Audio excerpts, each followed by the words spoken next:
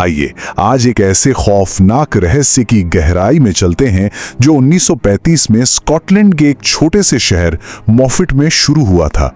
जरा सोचिए, एक ऐसी अनसुलझी पहेली जहां सबूत खुद एक सुनसान खाई में धीरे धीरे सड़ रहे थे। आज की इस पड़ताल में हम एक ऐसे ऐतिहासिक मामले को डिकोड करने वाले हैं जिसने फोरेंसिक साइंस और क्रिमिनल इन्वेस्टिगेशन की दुनिया को हमेशा के लिए बदल कर रख दिया। कोई क्राइम सीन नहीं, कोई हथियार नहीं, बस एक लाश जिसने खुद अपनी हत्या की गुत्थी सुलझाई। जी हां, सुनने में किसी सस्पेंस थ्रिलर जैसा लगता है ना? पर यही इस मामले की सबसे रोंगटे खड़े कर देने वाली सच्चाई है। जब जांचकर्ताओं को ये अवशेष मिले तो साफ था कि कातिल ने पहचान मिटाने की कोई कसर नहीं छोड़ी थी। ना फिंगरप्रिंट्स छोड़े, ना चेहरे, यहां तक कि दांत भी निकाल दिए गए थे ताकि पता ही ना चले कि आखिर ये लोग थे कौन। तो अब हमारे सामने एक बहुत बड़ा सवाल खड़ा होता है। जब पहचान के सारे आम तरीके ही मिटा दिए गए हों तो बिखरे हुए और बिल्कुल ना पहचाने जा सकने वाले अवशेष अपने ही कातिल का नाम कैसे उजागर करते हैं? यहीं से शुरू होती है फोरेंसिक साइंस की एक बेहद अनोखी पहेली। एक ऐसी पहेली जिसे सुलझाने के लिए पुलिस को प्रकृति की खुद की बायोलॉजिकल क्लॉक यानी जैविक घड़ी की टिक टिक का सहारा लेना पड़ा। देखिए, 29 सितंबर 1935 को मॉफिट की उस खाई में जो मिला वो किसी को भी विचलित कर सकता था। अवशेषों को बहुत ही चालाकी से और एक पैटर्न में पूरी खाई में बिखेरा गया था। सिर, उंगलियों के पोर, दांत सब गायब थे, लेकिन एक दिलचस्प सुराग वहीं मौजूद था। इन टुकड़ों को एक लोकल संडे न्यूज़पेपर में लपेटा गया था। ये सब चीख चीख कर कह रहा था कि हत्यारे ने एक बहुत ही सोची समझी और ठंडे दिमाग से रची गई साजिश के तहत इन लोगों का नामो निशान मिटाना चाहा था। अब क्योंकि पुलिस के पास कोई भी आम सुराग नहीं था तो उन्होंने कुछ अलग करने का फैसला किया। इस केस के लिए वैज्ञानिकों की एक ड्रीम टीम बनाई गई। प्रोफेसर जॉन ग्लिस्टर जूनियर जो एक फोरेंसिक पैथोलॉजिस्ट थे, डॉक्टर जेम्स कूपर ब्राश एक एनाटॉमिस्ट और डॉक्टर अलेक्जेंडर मेन्स जो एक एंटोमोलॉजिस्ट यानी कीड़ों के विशेषज्ञ थे।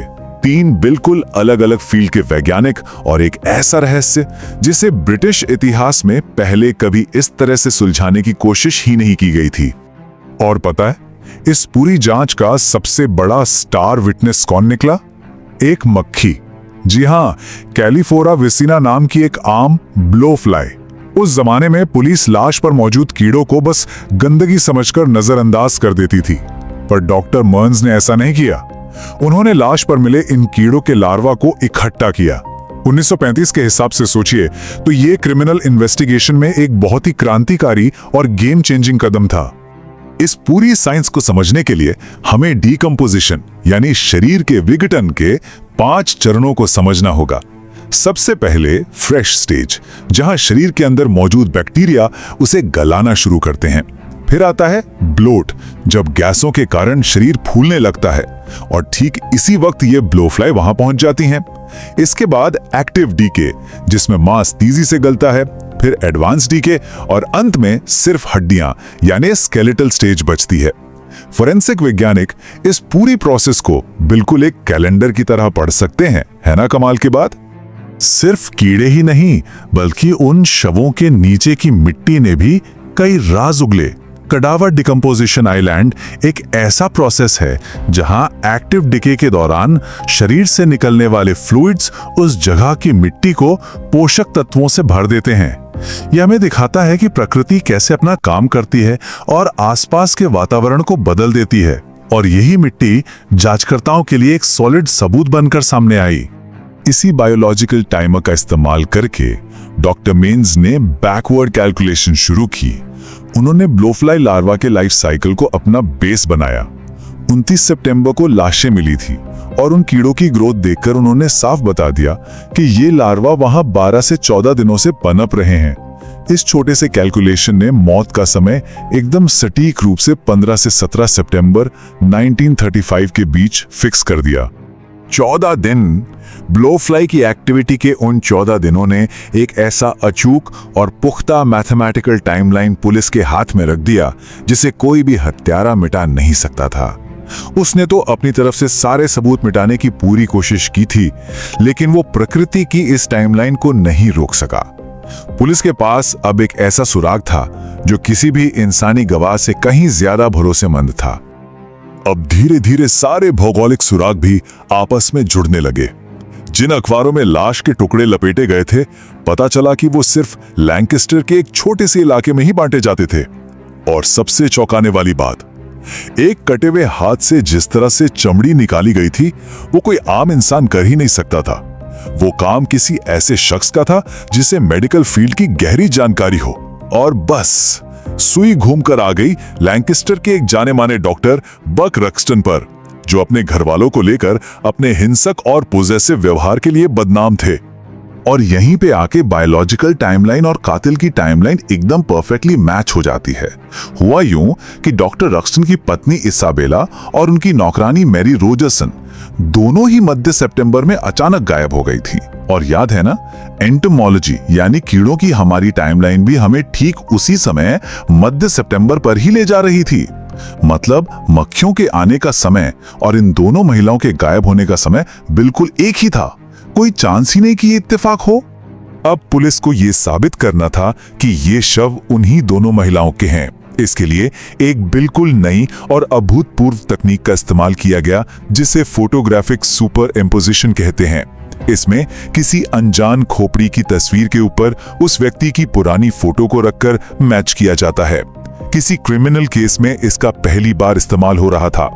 जांचकर्ताओं ने इसी तकनीक के जरिए उन गुमनाम शिकारों को उनका वो चेहरा वापस दिलाया जिसे कातिल ने इतनी बेरहमी से मिटा दिया था। हमारी इस फोरेंसिक टीम ने बिल्कुल आर्कियोलॉजिस्ट्स की तरह बड़ी ही बारीकी से उन बिखरे हुए टुकड़ों को एक साथ जोड़ा। जब इसाबेला की तस्वीर को उस खोपड़ी के ऊपर सुपरइम्पोज किया गया तो वो आंखों और जबड़े के ढांचे पर एकदम फिट बैठी। उधर कटे हुए हाथ पर मौजूद एक खास निशान से मेरी के परिवार वालों ने पुष्टि कर दी कि वो हाथ मेरी का ही था। साइंस और तकनीक की मदद से अब इन दोनों महिलाओं की पहचान पूरी तरह पक्की हो चुकी थी। 100 मील! हत्यारे ने शवों को छिपाने के लिए पूरे 100 मील की दूरी तय की थी। इससे साफ पता चलता है कि यह हत्या गुस्से में नहीं बल्कि पूरी प्लानिंग के साथ की गई थी। डॉक्टर रक्सटन ने हर सबूत मिटाने की कोशिश की और इतनी दूर एक सुनसान खाई में जाके लाशों को ठिकाने लगाया। लेकिन इतनी सारी चालाकी और प्लानिंग के बावजूद वह प्रकृति की इस रफ्तार को मात नहीं दे सका। इस ऐतिहासिक केस के फैसले ने ब्रिटेन के कानूनी इतिहास और पूरी फोरेंसिक साइंस की दुनिया में एक बड़ा बदलाव ला दिया। 12 मई 1936 को डॉक्टर रक्सन को फांसी दे दी गई। इस केस ने पहली बार कानूनी रूप से यह साबित किया कि कीड़े मकोड़े भी अदालत में अहम गवाही दे सकते हैं, और यह भी कि शरीर के टुकड़ों को दोबारा जोड़कर हत्यारे को पकड़ा जा सकता है। सबसे बड़ी बात, इसने सोच को पूरी तरह बदल दिया कि डिकम्पोजिशन यानी शरीर का सड़ना सबूतों का अंत है। असल में यहीं से तो असली सबूतों की शुरुआत होती है। इस पूरी केस स्टडी का सबसे गहरा और जरूरी सबक इसी एक बात में छिपा है। शरीर हत्यारे का नहीं होता, ये सच का होता है। डॉक्टर रक्सटन को शायद लगा था कि वो अपनी मेडिकल नॉलेज से 2 इंसानों का वजूद हमेशा के लिए मिटा सकता है, लेकिन वो भूल गया कि इंसान के शरीर की बनावट और प्रकृति का अपना एक सिस्टम है, जो चाहे कितनी भी कोशिश कर ली जाए आखिर में सच उगलवा ही लेता है। तो चलिए इस पड़ताल को एक ऐसे सवाल के साथ खत्म करते हैं जो सच में आपको सोचने पर मजबूर कर देगा। अगर एक बुरी तरह से बिखरा हुआ और कटा फटा शरीर भी अपने हत्यारे का नाम बता सकता है, तो जरा सोचिए एक क्राइम सीन पर ऐसी और कितनी अदृश्य वैज्ञानिक घड़ियां टिक टिक कर रही होती होंगी। माइक्रोस्कोपिक सबूतों की ये ताकत अपने आप में कितनी विशाल है। इस केस ने निश्चित रूप से हमें फोरेंसिक विज्ञान की असली ताकत से रूबरू कराया है।